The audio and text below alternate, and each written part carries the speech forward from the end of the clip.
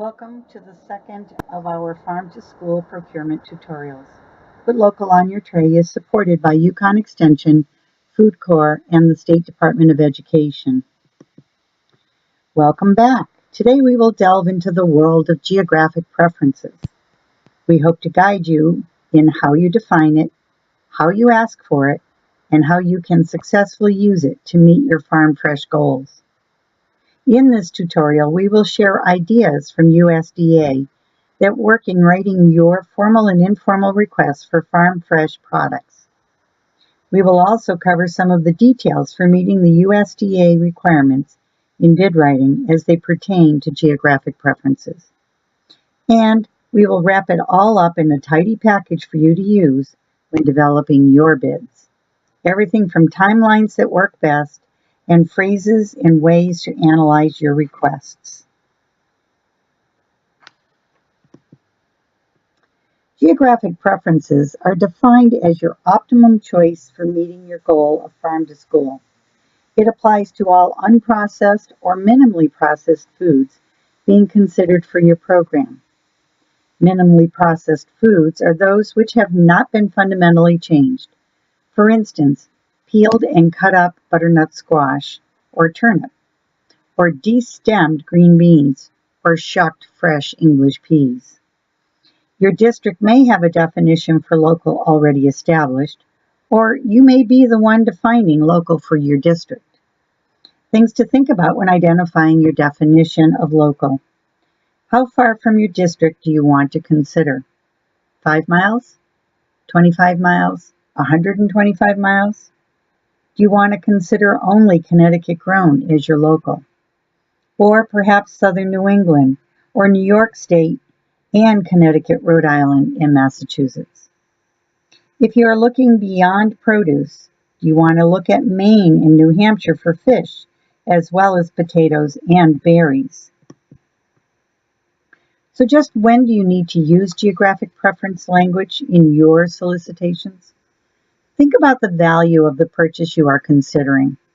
Does it exceed your district or USDA threshold for informal solicitations?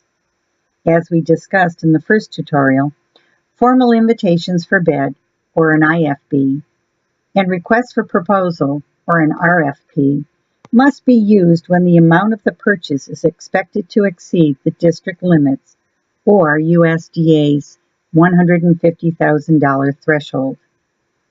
IFBs are awarded based on price alone, and RFPs can be awarded based on a set of criteria clearly defined in the request. These formal solicitations must be publicly posted, be written to allow open and competitive consideration, and evaluated formally. Within either formal bid document, you can incorporate technical requirements and geographic preferences in the solicitation language. Specifications also are a good way to clearly define your expectations for locally grown. This language can address such things as the time of delivery after harvest, the time of harvest, the state or farm of origin labeling, and the possibility that the farm can be used as a field trip destination. When using an IFB, the purchasing contract is generally given to the bidder who meets the specifications and has the lowest price. According to the USDA, you, as the purchasing agent, can give a preference to locally grown products through either the specification or the price calculation. As part of an IFB, you can use similar language as the RFP in your specifications to convey your intent to offer farm fresh products throughout the year. That language can include, just as we spoke of earlier, picked within 1 day of delivery, harvested at a certain time, traveled less than 100 miles, or 2 hours. When writing an IFB, you could also incorporate local preference into the pricing evaluation. As you can see in this example, the district did include language indicating that vendors who could meet the geographic preferences would be given a 10-cent discount in their price for price comparison consideration only. Bidder number 2 is the successful bidder, although the district will be paying $2.04 for the produce item. Remember, the deduction in the evaluation phase was for award of the bid, but would not affect the actual price paid to the bidder. An RFP typically is written with a set of criteria for use in awarding the contract.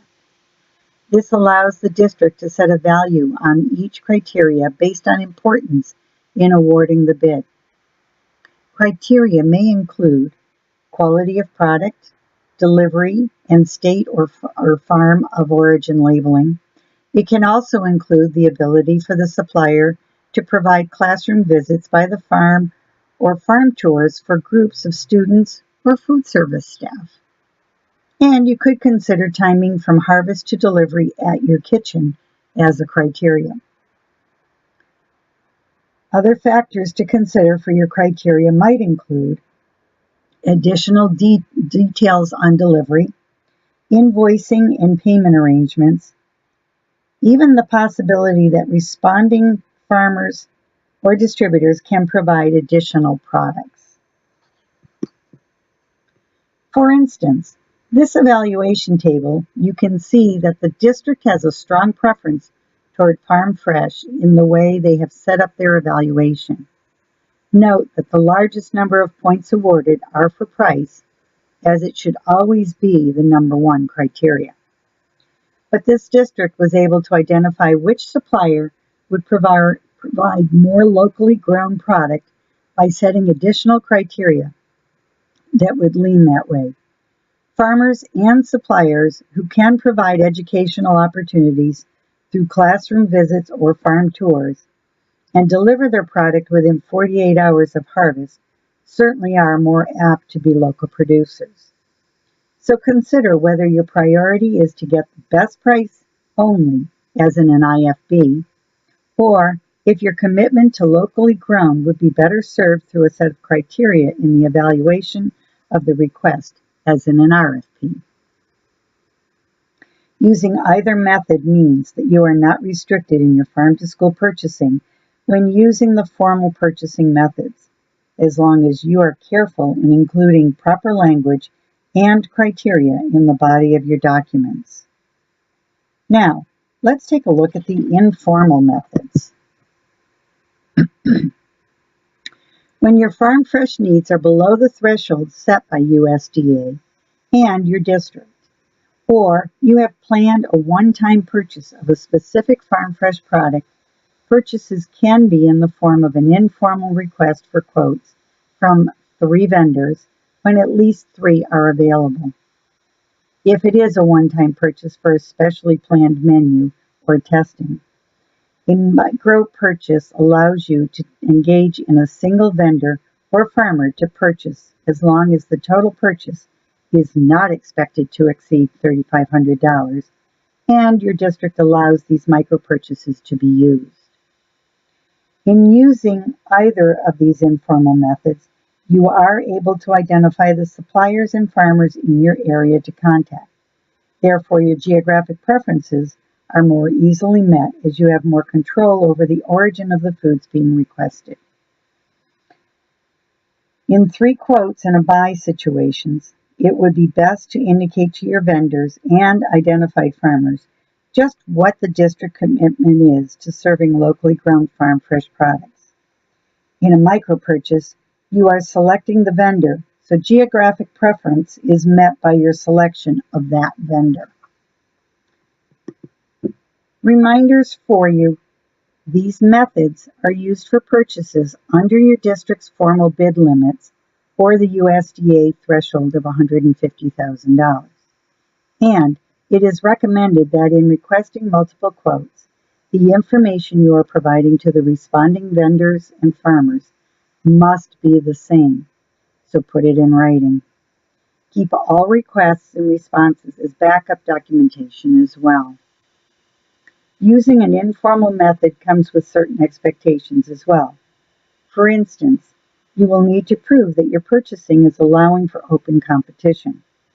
documenting your decisions as to the type of informal procurement used, the vendors and farmers considered, how you reached out to them, whether by email or by phone, what you asked for, and the responses from these vendors are a must. Further, attach all of this to the invoice so that when reviewed for procurement efforts, you can easily show your steps to open and competitive purchasing. This applies to both 3 quotes and a buy and micro purchasing. Please note too that with the micro purchase, if you have identified multiple farms that can provide the product needed, you can select one for the first purchase or a series of purchases under the $3,500 threshold. However, if additional purchases are identified to be needed, you must show your effort to open and competitive purchasing by reaching out to one of the other sources. If they cannot fulfill your needs, you can approach your first farmer or vendor, and make sure you document the offer and refusal if this happens. Now that we have the technical info sorted, let's think about what you really want. You need to first define what that is.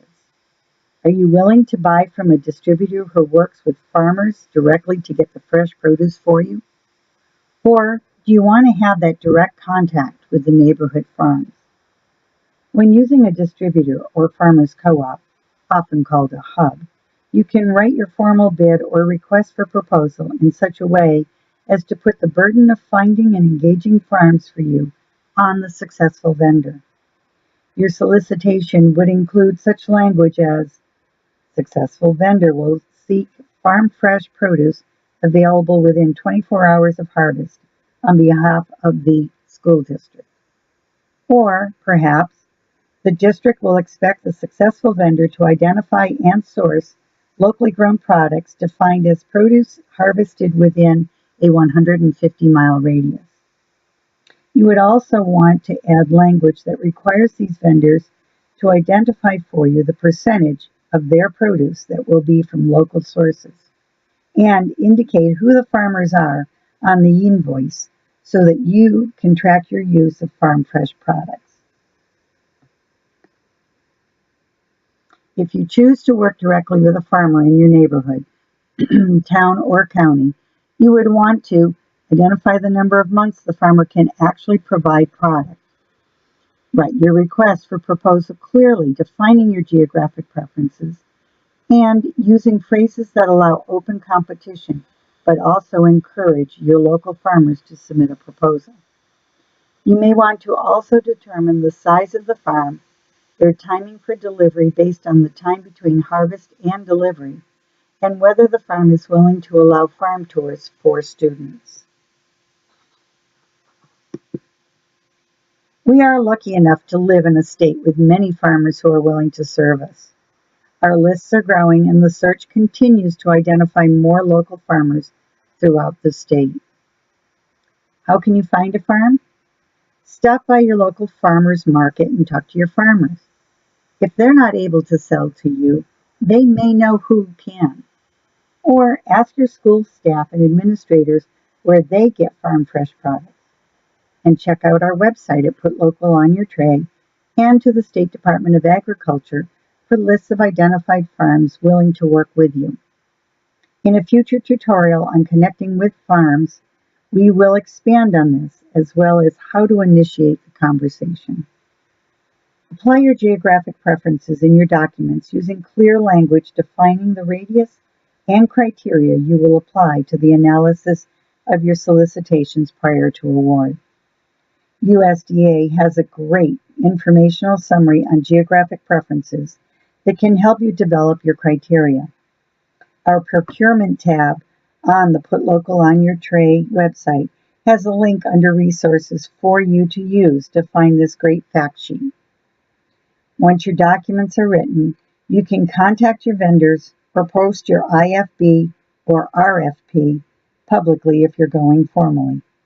If using the informal methods, you can simply contact your selected vendors and suppliers or farmers. Coming soon will be our next tutorial, which will cover identifying your specifications. Just what is it you are looking for when purchasing farm fresh products? How do you clearly ask for it? And how can this be made easier? And we will continue with future tutorials to lay the foundations of great farm-to-school procurement, one step at a time. Geographic preferences are complex and may make you think twice about how you will handle this. Our procurement specialist, Marianne Lopez, is available to help you untangle this piece and help you get the right wording into your formal or informal purchasing documents. She can come to your office, guide you through the process, and review your written documents before you send them out. She is available to help you free of charge as part of the Put Local on Your Tray efforts. Her contact information is here for you to use, as well as on our website. And just to remember, if you have not done so already, reach out to us at Put Local on Your Tray to sign up and get the newsletter and access to all the great marketing ideas to help you get started, as well as some much deserved positive social media attention. Thanks for watching. Hope to see you right back here real soon for our next tutorial, which will take you one step closer to successful farm-to-school purchasing.